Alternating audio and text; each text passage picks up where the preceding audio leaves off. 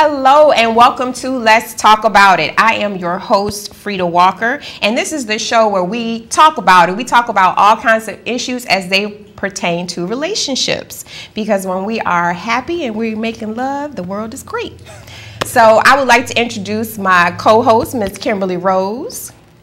Say hello to everybody, Kim. Hi, good to be back.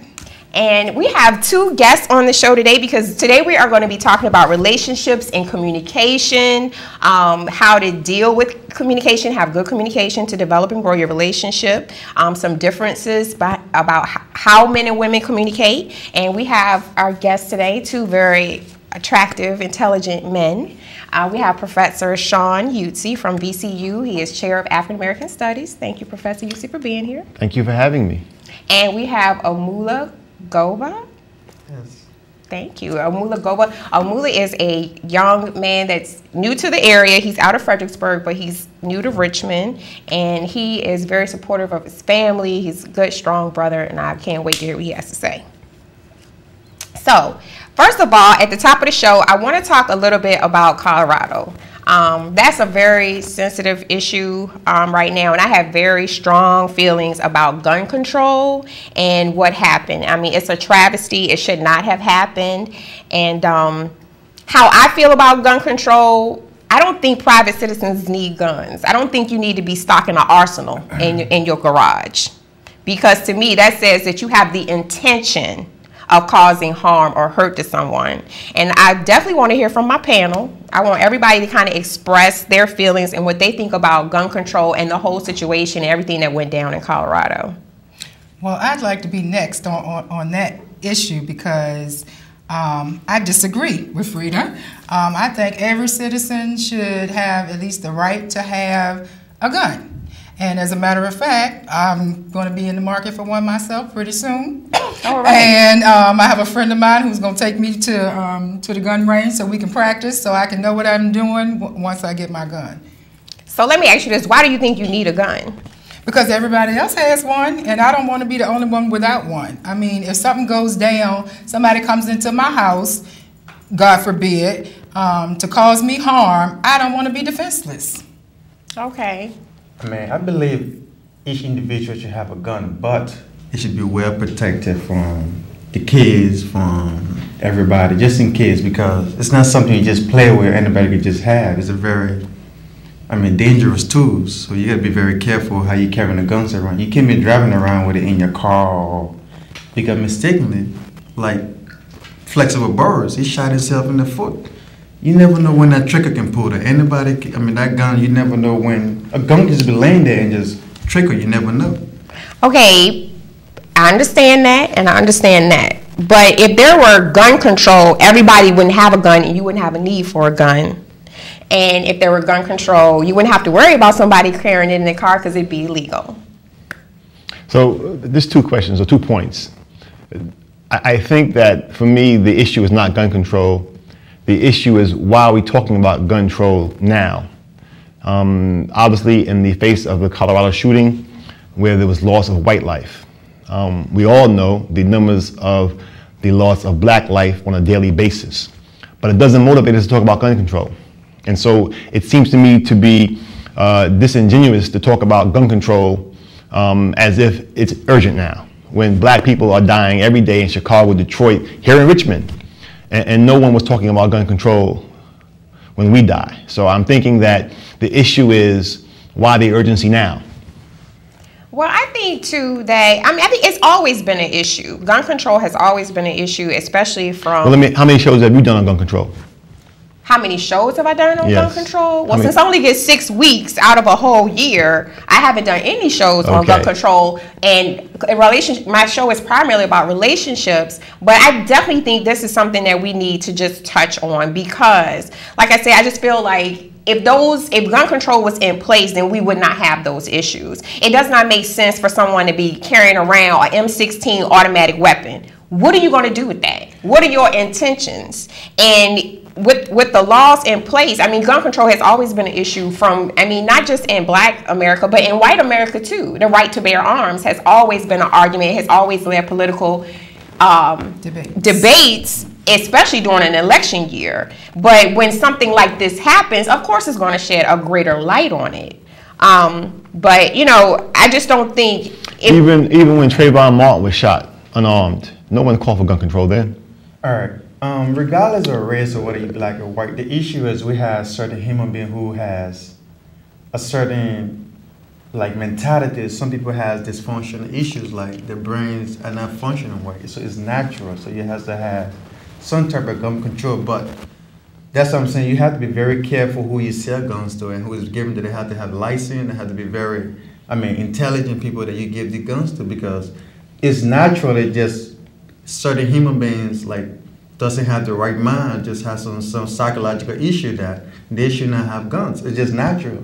Even back to the 80s or the 90s, people are just born, some people are just born naturally unstable to carry these weapons. And I'm not sure how they obtain these weapons. Well, anybody... Can you get back to the question about when Trayvon was shot, unarmed young black child was shot, where was the call for gun control then? Well, Trayvon Martin opens up a whole lot of issues, not just gun control, but specifically to gun control. Had we had gun control in place, then that man would not have had the gun to shoot Trayvon Martin with. No, he was a neighborhood watcher, so he had the right to carry the guns. That was the whole. Well, if we have gun control, then a neighborhood watch. Why would you need to be carrying a gun? You pick up the phone like he did, and you alert the authorities, the people that have the know-how and the self-control. Well, supposedly have the self-control to handle a firearm. So, I just think when you start looking at people from any race or any location that are stockpiling weapons, what is your plan or your intention? This man had, like I said, a automatic military issued rifle.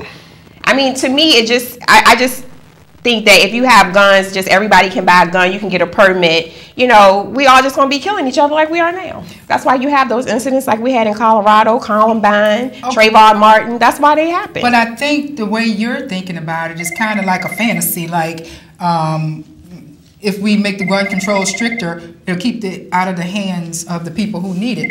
I would be the one that would need it because I'm just looking to protect myself. I'm not out there to hurt anybody or do anything. So the ones who already have the guns are the people who probably shouldn't have the guns. Don't you want to be able to protect yourself against some crazy criminal that comes into your house to cause you harm or, Of course. Caller, what's your comment or question? Thanks for calling. First of all, I'd like to say, how you doing, Kim? And you look lovely tonight. Thank you, Shawn. How are you? How you doing, Frita? Hi, Shawn. What's up, brother Shawn? Hotel. How you doing, Hotel? All right. What I'm calling to say about the right to have a gun, what you got to understand is, if the founding fathers didn't have weapons, you wouldn't have a freedom today to express your opinion. So the point becomes, you cannot take our right to own guns. Because what if the government that you live in abandon the Constitution and become a dictatorship? Then what are you going to do, Frita? That is true. That's a valid point. You got to be able to put that ASS in check. You know what I mean? That's just the point. Then just like Kim said, if somebody breaking her house, she got to be able to defend herself. And we can't allow these nutcases to allow politicians and public court opinion to take away our right to defend ourselves. It's not about having the right. Thanks, Shawn. All right. And it's going to be our last comment, and we're going to wrap this up and get back to the meat of the conversation tonight. All right, quick. It's not about the right of owning the gun. It's about the person who has the gun, the people who deserve it and don't deserve to have the gun. You just have to know who. How are these people getting the gun? First of all, I don't even think he has the legal right to own the gun. He doesn't even have a paper in the documentation that owns that gun. That's the thing. Who's selling the guns to these people is the issue that we should be, talking about, discussing. How did he get the gun? Trace it to that person he bought the gun from, and get the gun control on who's selling the guns illegally. That's the issue. No, I think he had the guns legally. You can buy them. You don't. And only in some states do you need permits. In some states, you can go to Sears and Roebuck and buy a gun. You can go to Walmart and buy a gun. Walmart, right? Even right now. But that's something that should be. I mean, why? I mean, you should know. Like before you sell a gun to a person, you should actually have some kind of psychological test. I mean, that person is capable of having a gun. Honestly, Okay. I mean, some people are just mentally unstable to even hold a simple knife in their hand. They might hurt somebody. Yes. That's a good point, and we're gonna end that conversation right there. But I just wanted to bring light to it and just kind of think about, before you pick up a gun, what that really means to someone. You can't replace a life. You can replace a car. You can go out and make more money if you lose it, but you can't replace someone's life. And you don't just affect that one person. You affect so many people when you just take life so carelessly. So, in saying that, on to our topic for tonight, which is relationships and communications between men and women. And I always like to start the show on a light note because we know when these conversations start happening, they get a little heavy and a little emotional. So some interesting facts that I found about men and women. When it comes to sex, we'll start out crazy already. When it comes to sex, women like 30 to 45 minutes of foreplay and men like 30 to 45 seconds. That's not true. So what's the problem? That's not true. What's the problem? So what's the problem? That's why we need to have these conversations. That's exactly why we need to have. But okay, I would like to hear from our men. The thing is, we always have the general perspective that females should have more foreplay. They don't realize that men also wants it, but even though they don't ask for it, anticipate it. But men do want. They want more foreplay, but they don't care too much about it, even though they want it. That's the issue. But females don't realize that because men are so aggressive that you don't pay attention to it. Oh, Okay. Shawn. Yeah, Shawn, please. Well, I think we have to understand the species, the human species, and the evolution of the human species to understand why we do what we do. And really, the purpose of sex is procreation. But women have an additional emotional need that they seek to meet by allowing themselves to kind of engage in this intimacy, in the caressing, the foreplay. But for men, it's more about the business of procreation. Whether, in fact, procreation occurs, the act is supposed to result in procreation if we're responding to nature's intention. So I think that we're simply responding to our needs. And for men, the emotional piece is not there so much as it is for women. So each person is trying to meet their needs in the act. And so for men, it's about the sex because that's really what the aim is. For women, it's also about the sex, but first meeting the emotional needs. Absolutely. Absolutely. Glad to hear your brother say that. I can stay here on the panel. You are welcome.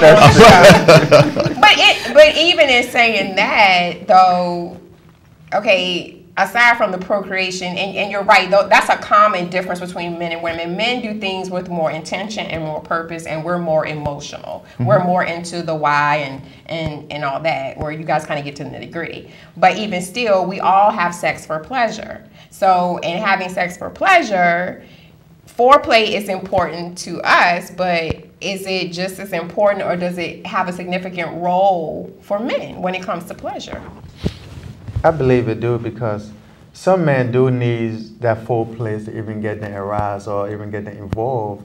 Not all men are very old about sex, and you just got to understand that we all have issues and we got needs, but even though female needs are more in demand than men are, but it just ain't the men needs because we don't. 95% men are more aggressive and they don't care too much about foreplay. Even though they do want it, they love it, but they don't pay too much attention to it. That's the issue. Okay. Now, laundry. Let's get off sex. Laundry. It says that women would do laundry every couple of days. A man will wear every article of clothing that he owns before he will go to the laundromat. Underwear be standing up by themselves. He be trying to put them on. That's and me. he'll be trying to put them on. That's me. Is that true? I've never really taken time to notice that, because when you're married with someone, you do the laundry. Yeah. So is that a common theme among men? Well, I've been a parent most of my single life. And so I've had to do laundry for my kids. So I didn't have the luxury of not doing laundry that infrequently. But in college, I think it might be a different story. You know what I'm saying? Sometimes I would even wear socks. When I wore my socks enough to where you couldn't even justify wearing them anymore, I wouldn't wear socks before I do my laundry. So, but since college, I've been doing it regularly. So I can't relate to the infrequency that you're talking about. Okay. I mean, men do laundry, but it's just the fact that it's not part of our nature to do too much laundry because we're used to the female doing it. But in relationship, men do laundries too, even though women do it more often than men do. Okay. Now, women, but you live alone. You live apart from your mother. Yeah. I'm assuming you don't live with a woman now. No, I'm on my own. I'm a single man. So you do your own laundry, right? Yeah, I do my own laundry, but I do it every 2 months. Not the laundry every month, but it's just. How many pairs of underwear do Not you that much better. own? To go from 2 months to 1 month is not really an upgrade. I don't know. Cut him some You may want to try 2 weeks. Some slack. Oh, it's very clean. I do. Okay. I have like 20 pairs on, like socks. I just like Walmart right there. So when this gets through, I just go down to Walmart, get a pound out. That's still 10 days short, though. You know what I'm saying, Bracken? Even with the 20, it's like still 10. That's true. 20, you wear one pair like twice or 3 times. So that's increase the length. But that's the question, though. In talking about that subject in that realm, I personally think, of course, women are far cleaner than men. And, even when like men doing laundry and stuff, they always have the little streaks because y'all don't wipe good enough. Women are taught you wipe till there's no more. Men, I don't even think they wipe. I think they just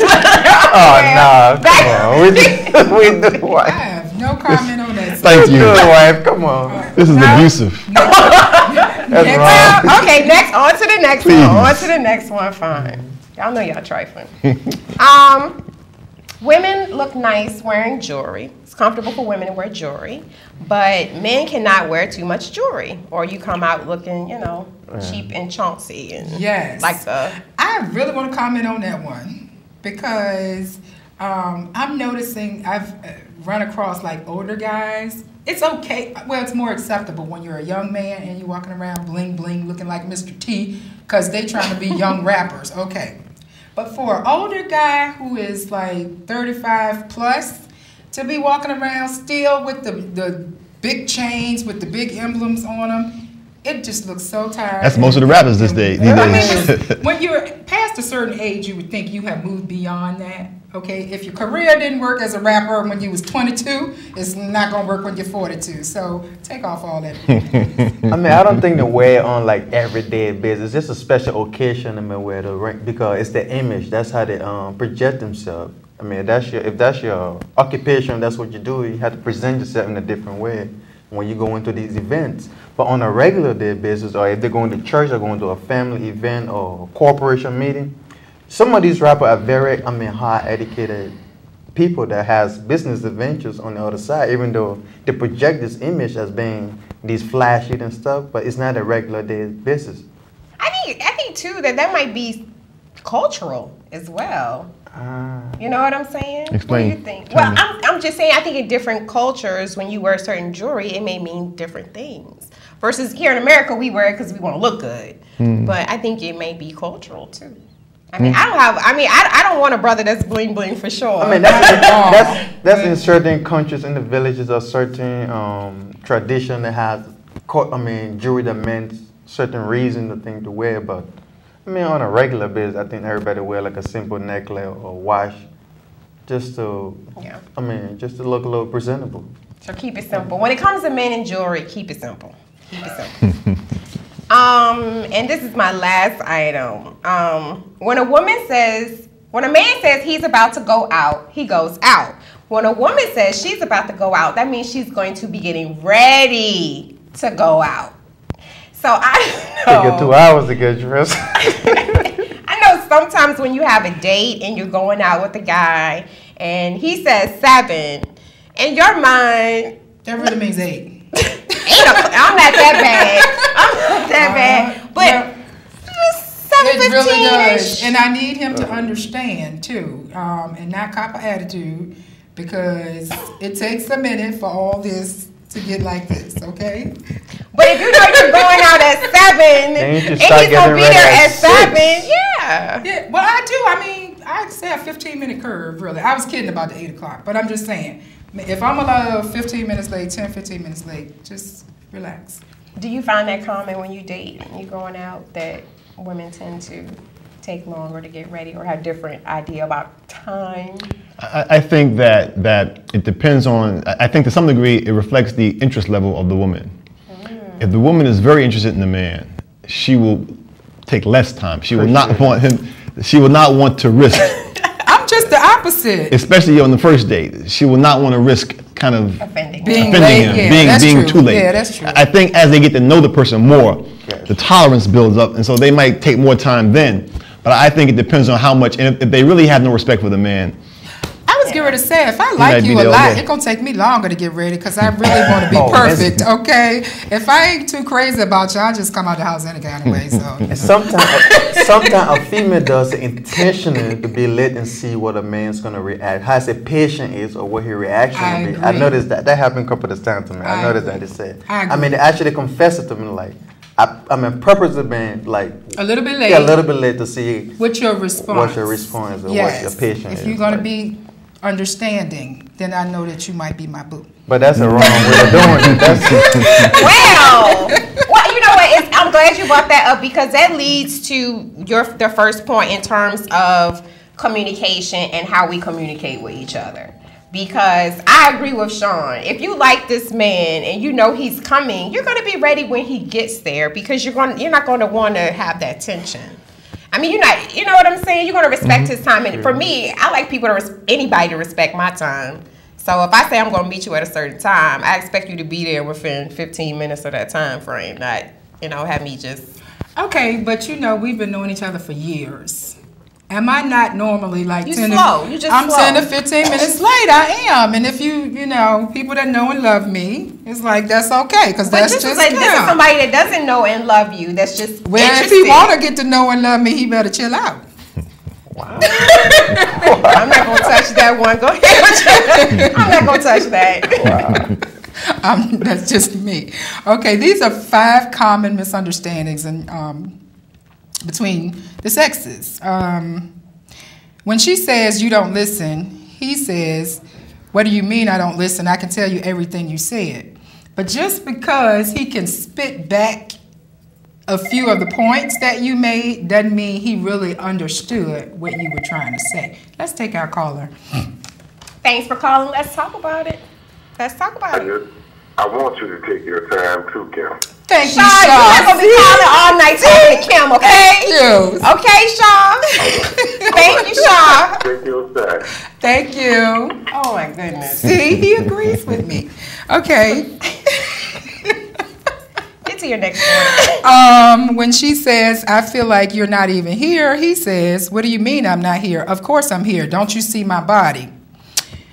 He reasons that if his body is present, then she shouldn't say he's not there. However, though his body is present, she doesn't feel his full presence, and this is what she means. So that's what she's referring to. Well, she's talking about the mental. Exactly. He's not mentally there. And I think that's like a kind of a underlining theme of miscommunication. Because you say one thing, but I'm looking at it as, well, I am physically here, but I'm looking at it as the mental. You're not here with me. Yeah. So, I mean, I would be curious, and from a man's perspective, how does that play out in your mind? I think that first we have to deal with relationships between black people, and it's different. What we get from each other is very different culturally and socio-politically. Culturally, people of African descent are more relationship oriented. It's more important to us that we have good relationships than having kind of material things. In fact, you're judged by how well people like you. Your family's judged by your family name. And so relationships are important.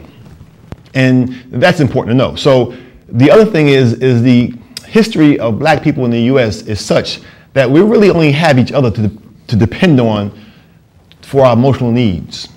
So it becomes very important to be in tune with those issues all the time, to be attentive to them, to be gentle with each other's emotions, etc.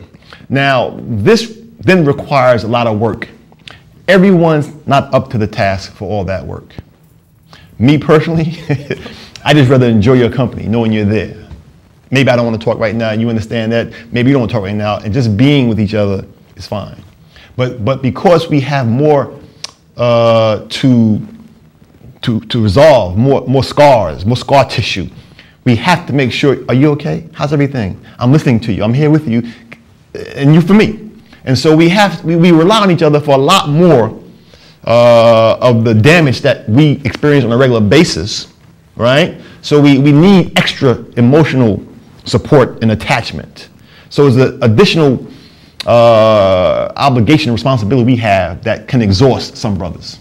Well, and you know, this is something that we talk about all the time in terms of the relationship and communicating with each other, even though I think culturally as a race, that, you know, because there's such a breakdown of the family, that communication has been a struggle. But even still, the majority of maintaining the responsibility of the relationship, it falls on the woman. Because, you know, I think that for the most part with black men, that they do face so much adversity, and I think that slavery has taken such a toll on who they are in their manhood, that a lot of the responsibility for building your man up and keeping your family solid, that responsibility falls on the woman. So now let me just ask one question, because we often talk about, we point to our parents or our grandparents or our aunties, uncles who've been married for 60 years and say those were the good old days when relationships worked. Now if you examine those relationships, there wasn't a whole lot of communication. no, What the uncle or what your father or grandfather said, that was in the discussion. pretty much. But it worked. Now I'm not advocating for that, but I'm just saying that we can't always point to things and say, look, it works, and then say we need more communication to make it work. Perhaps we should examine what they were doing.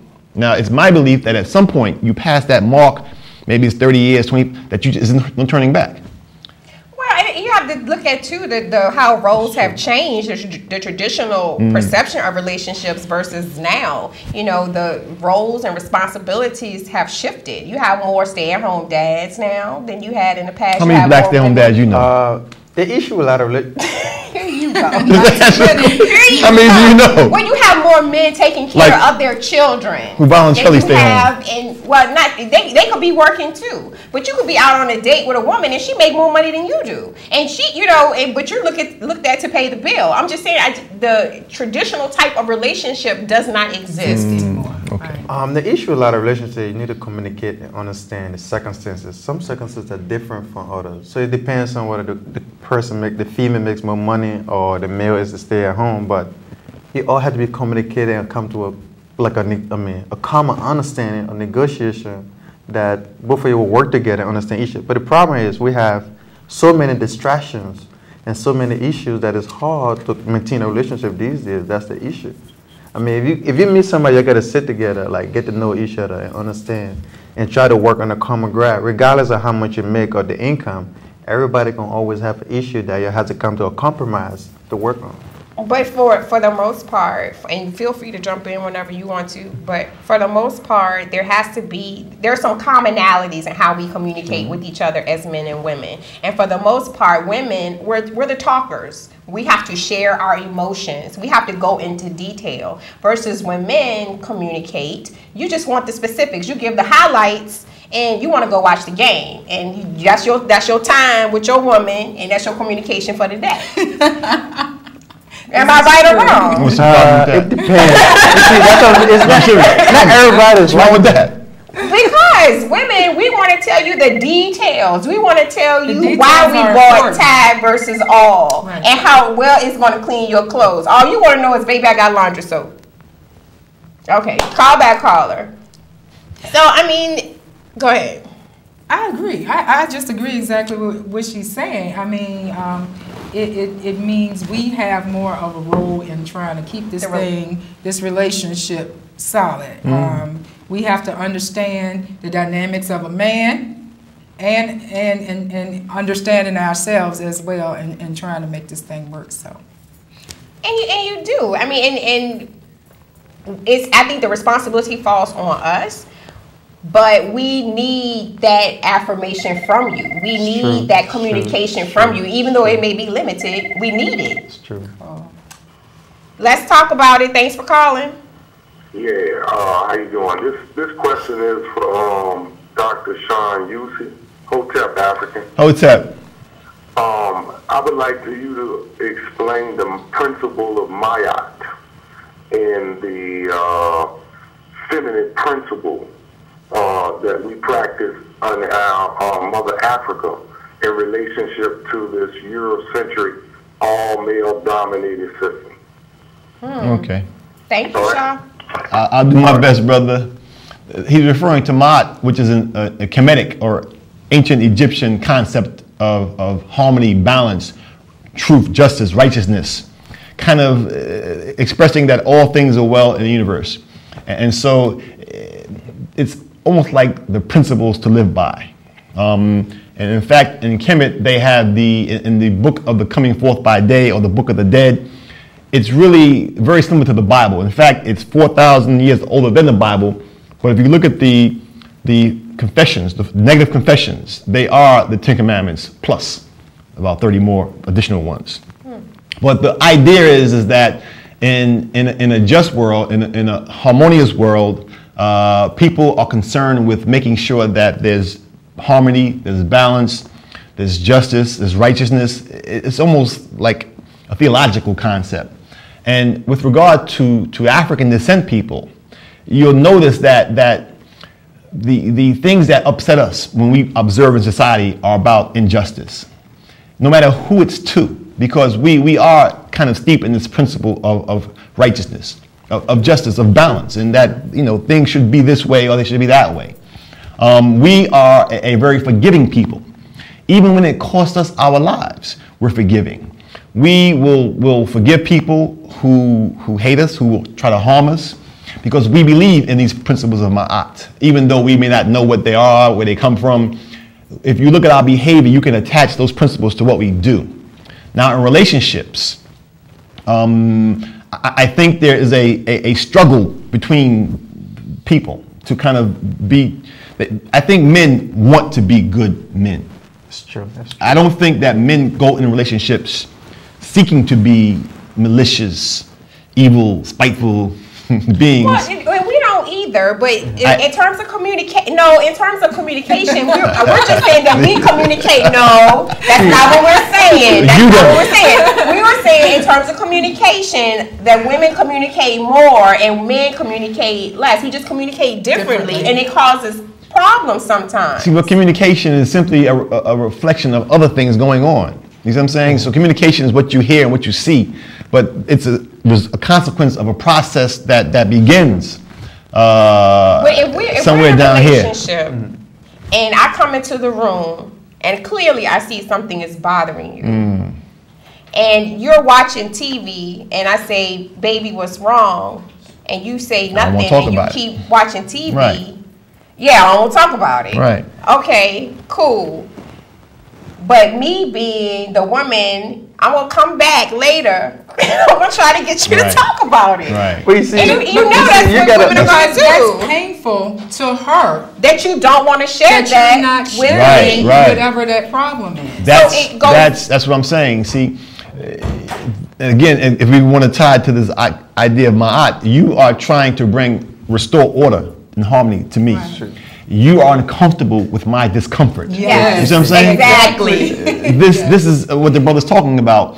But I guess at the same time, I'm trying to make sense. Sometimes I'm still trying to make sense of what's going on or what happened or what's, you know what I'm saying? And I haven't had a chance. You haven't given me the space, right, to help to allow me to solve and resolve my problem before you want to make it better. And so, although your intentions are well-meaning, I think for me personally, that I want some space to figure this out. That talks about the cave. The cave? This is called the cave. Tell me about the cave. Well, the cave is where men go to process when they are in stressful situations or when something is bothering them. They retreat, whether it be into their special room that they have in the house, you know, wherever they go to watch their football games or whatever, or whether it's a mental retreat. They are not able to be giving and sharing individuals in that moment. But again, as I say, the way we communicate is through total, we need to express. And we feel like when you're not expressing to us, you're shutting us out. You know what I mean? Oh, not necessarily, because a lot of men try to, they don't communicate verbally, but through emotion. Men has a lot of emotion that they try to hide. Hold on, caller. But they gotta, they need some space to analyze those things and try. And a lot of men don't communicate too well through verbally, so they try to they try to express it through the action or the behavior that you should normally be aware of or analyze. Like if you know that person, your man, you should know that something is wrong or what's going on when he acting in a little fun in a different way. Men just don't. It's very hard for men to verbally just come out to you and just express everything, the issue that he has. It just don't work like that. We spill. Our emotions open up like floodgates. And that's how we make it better, though. Because don't you feel better after you've talked about it? Like you might call me and say, "Don't make that face. You have called me on many occasions and needed to talk." But in a relationship with a guy, it just depends. Go ahead, caller. Yes, I like the conversation of the show. I have a question I'd like to ask the panel. Yes. Why, when men are looking at a show, like a football game, baseball game, or whatever, as soon as the penalty get ready to call and they define what the penalty is, the woman got something to say. Just like watching the news. You're watching the news. As soon as the newscast get ready to tell the point of the story, the woman has something to say. So you saying why we talk too much? Is that what you're trying to say? Yeah, we lost him. He hung up. I don't think he's trying to say talk too much. I think he seems like the female always has a different perspective or has a opinion instead of trying to listen or see what they got to say or try to analyze what It sounds like to me he was saying a woman at a crucial point when he's trying to listen to the news or watch the game. That's when she wants to talk. Why now? Can't we talk about this later? No, we gotta talk about it right now. I'm not though. I'm not, because I'm the same way. I got certain shows I want to look at, and if you call me, I don't care if it's the love of my life. I'm gonna say, look, baby, you got to call me back in about 45 minutes with my show. Wow. Well, hold on, caller. I don't care what you're doing, because we, like I said, we talk about this all the time. To me, all a man need is sex and a sandwich. Nah. You give a brother sex and a sandwich, and he's happy. Let him watch his game. Let him do whatever. He's happy. It doesn't take much to keep y'all satisfied. That's the issue, right? That's the perspective a lot of female has. A man, even though he's happy with the sex, he's happy with the sandwich, but a man also need. No, honestly, they need more, but they don't show it. They don't share it. Just because they don't share it. But you gotta line your man. I go with the sandwich in the sex. Caller, what's your comment or question? Speaking for himself. Y'all having a good time. Y'all having a real good time. But on the point about the guy asking the question about the news and the football thing, I think that if Shawn Utsey would finish explaining how a all-male patriarchal system dominates over the feminine principle. You see what I'm saying? I wanted him to finish explaining that. You know what I'm saying? Because at one time, in our not too distant past, the woman held a much higher role in society than she does now. That's why we saw the surfacing of the big mother. You know, like Big Mama dominates the alpha female, and we're just like Sankofa. We're trying to go back. You see what I'm saying? But still holding on to a Eurocentric, all-male dominated system. So the woman just jumps in front of the football game and she's saying, "Look, I am important." That's all she's trying to say. Okay, thank you, Shawn. And Kim, I don't watch sports. You don't think you do? Bye, Shawn. Thank you. Just in case you wanted to know. No, he always throws some disclaimer in his call. Kim. You got to give a brother A for effort, I swear. But I think he's right, though. I think that perhaps explains why, at the crucial points, now it's time to talk. I think the woman is demanding her space, and I think what the brother's talking about in terms of the role of women in traditional African societies, the power does rest with the woman. In most societies, the lineage, the kingship is transmitted through the woman's family, not the man's. And so the queen mother is really the one making the decisions. The king is really symbolic. True. But I think that the women in the U.S. in response to slavery had a very similar role. It was thrust upon them, and so now you see it as being the backbone, carrying the black man through this time. And so it's how we interpret our experiences that's very important. But I think for me, the bar is very low for me in terms of how I perceive a good man, a good black man. First of all, he's interested in black women. Rule number one. Second of all, he at least is willing to try. And I think for me, it should be reasonable for women to work with him. But I think when we begin to introduce particularly emotional kinds of requirements, communication requirements, you're really raising the bar in ways that even money doesn't raise the bar. Because now you're asking people to talk about, and even as a psychologist, I remember my training in graduate school. And when I began to learn how to really communicate, this talking and crying and letting it all out is not really always healthy communication. Why do you say that? That's communication, but you know, cursing and swearing is communication. But sometimes you have to be aware of why you're feeling a certain way, right? So if I'm angry with you, me telling you I'm angry with you is only half of the solution. I have to know why I'm angry. I'm angry because you made me feel small. And I didn't say anything when it happened, so now I'm angry, now I'm behaving this way. So for me to just say I'm angry with you, and you're happy with that, we haven't really scratched the surface, because I have to understand why I'm angry and what you do that makes me angry, and why when you do that it makes me angry. That's real insightful communication.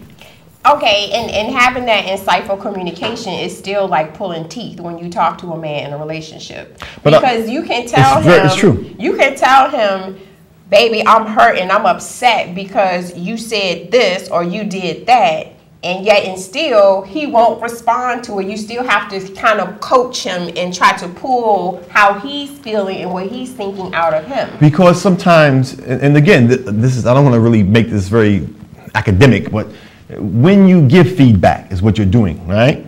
There are ways to give it that are not threatening. True.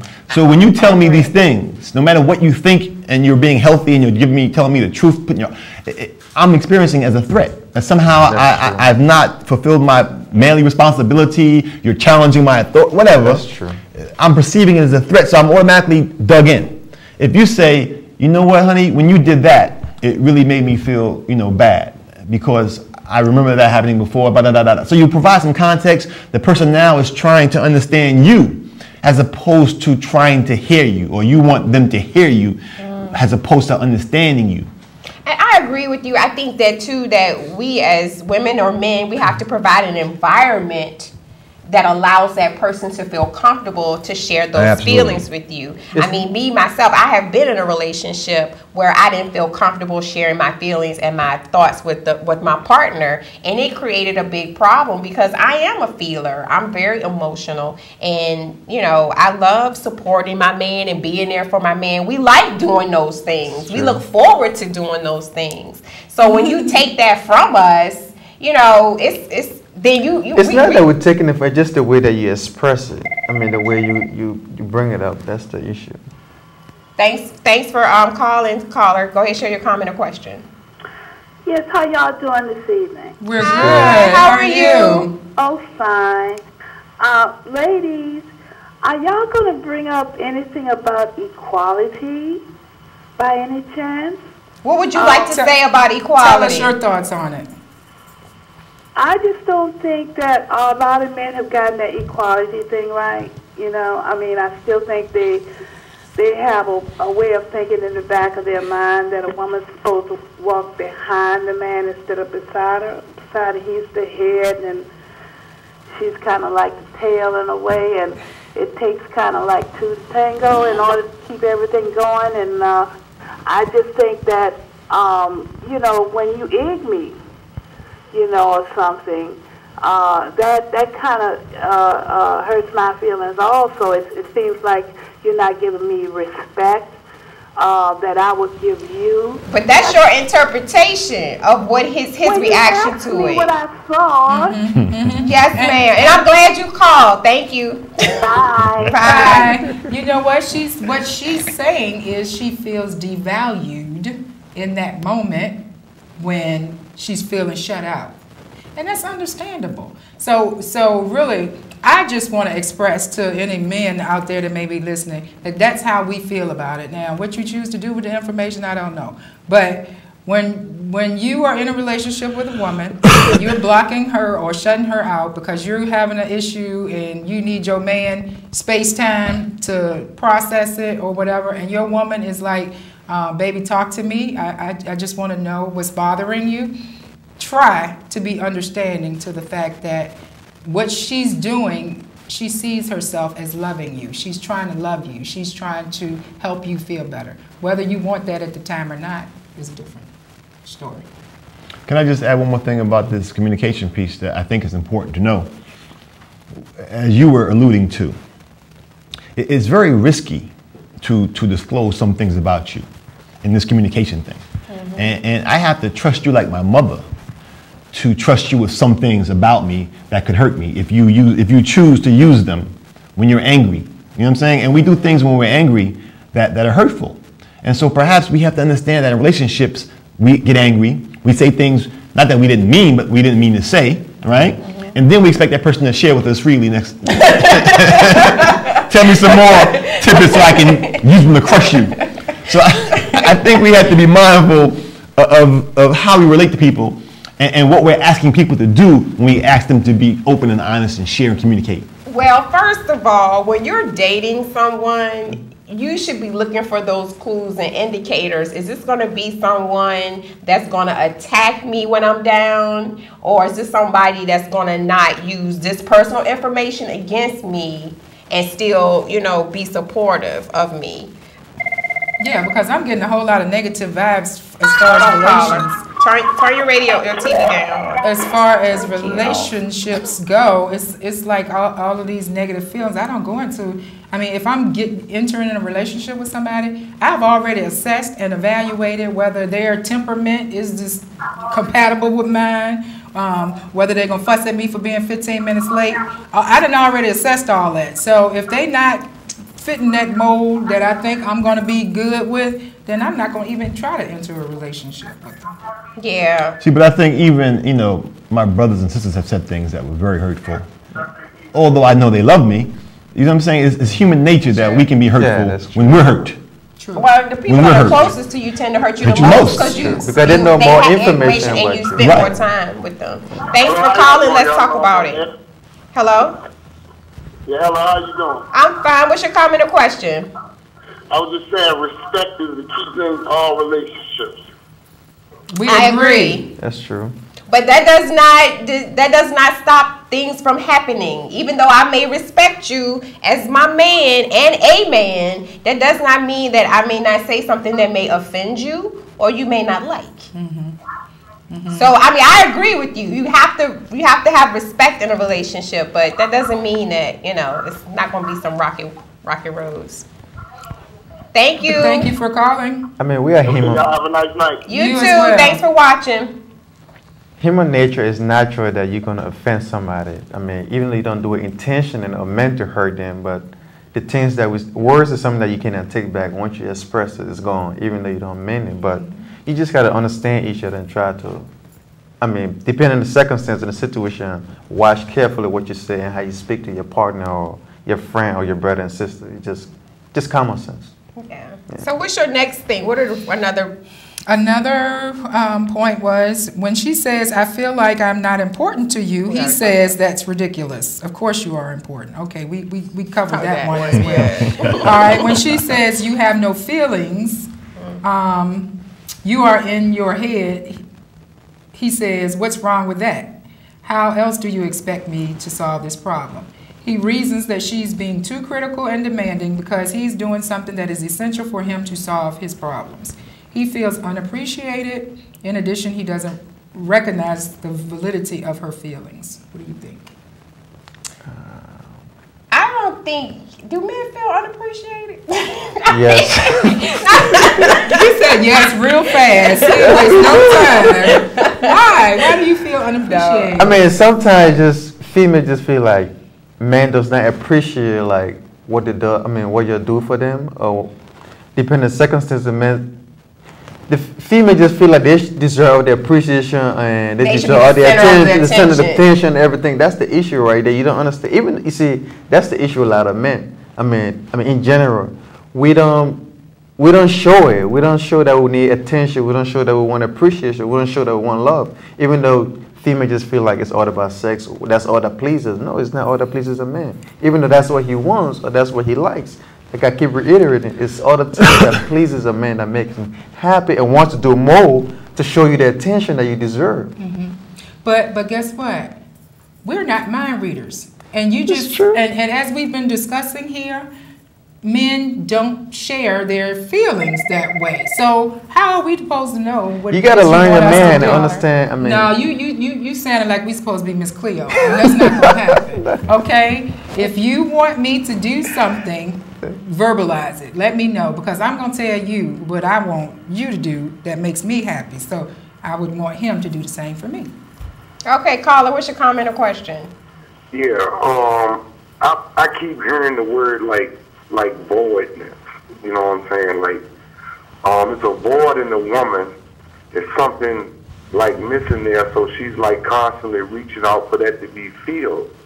And I wanted Dr. Shawn Utsey to further elaborate on this meiotic paradigm that would literally give her what she's looking for, you see what I'm saying, and place her back in that feminine principle like she once had, you see what I'm saying, because this all-male jump, see, the all-male system that was taught to us by Westerners made us literally not see any value in you. So you're saying because of history that black men now don't value their women? Not all black men, but those men who are guilty of that, who say that man is in charge, you do what I say, blah, blah, blah, blah, blah. That's what you are experiencing because they don't know their roots. So you're saying that's a West... I'm sorry. When you don't know your roots, you can't grow. You see what I'm saying? Without any roots, you cannot grow. So if we go back to this principle of seeing the feminine principle, that energy as something authoritative, something divine, and something that should be valued, then you will see the woman not constantly asking for somebody to pay attention to her because it'll already be functioning.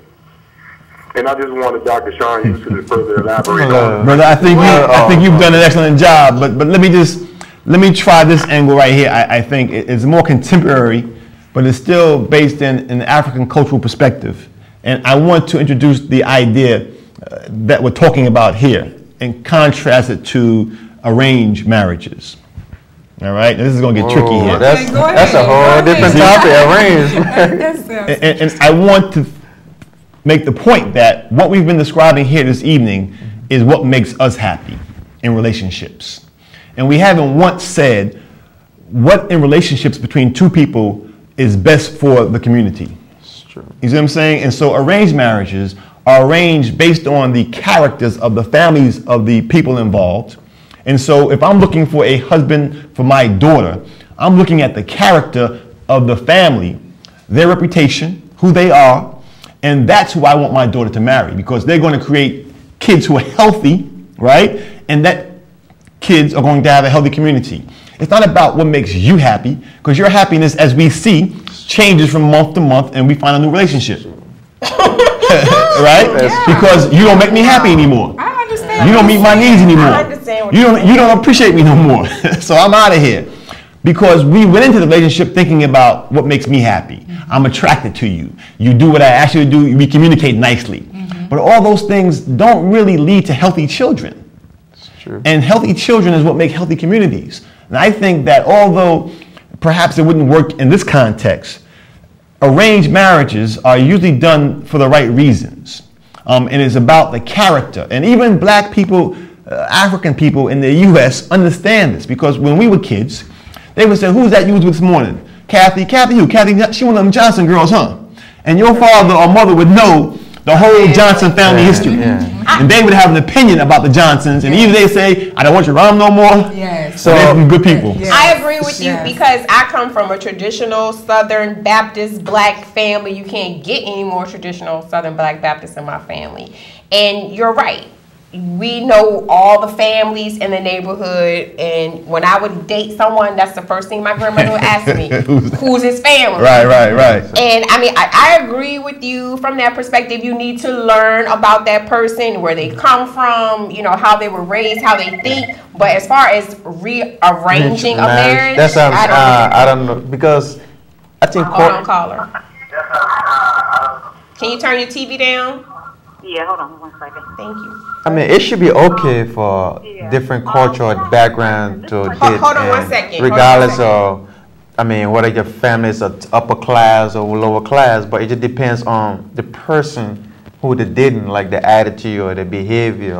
I mean, it's not necessary. You can be from an upper class family and still be a thug. I mean, a terrible person. So, arranged marriage doesn't necessarily have to be of a class or. But just based on the person. No, I agree. I'm not talking about character. Sure. Yeah, that's true. Character. Yeah, this is what you're describing. When your grandmother wanted to know their names, she was asking what kind of character do they have. But in this age of, I mean, the new generation, it's just not going to work. It just, but because it's not going to work doesn't mean it's not a good thing. It is a good thing. Go ahead, caller. What's your comment or question?